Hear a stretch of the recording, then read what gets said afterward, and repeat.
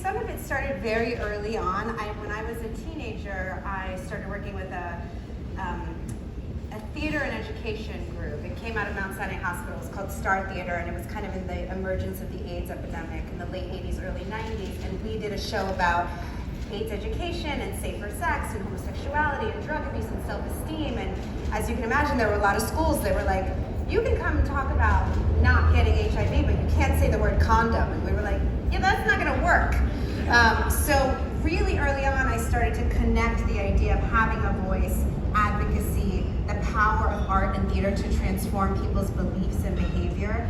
But one thing I talked about in the magazine was after the election in 2016, I woke up the next morning and my character on Scandal, Olivia Pope, was trending.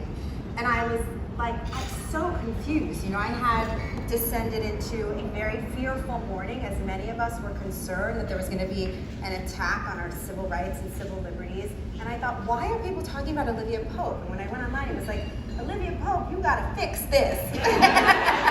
Olivia Pope, save us. And I was honored, right? Like I was like, wow, this character really is a fixture in culture.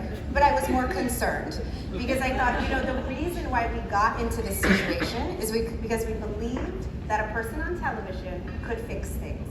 And the only way that we save our democracy is if we each realize that we are the Olivia Popes of our lives, of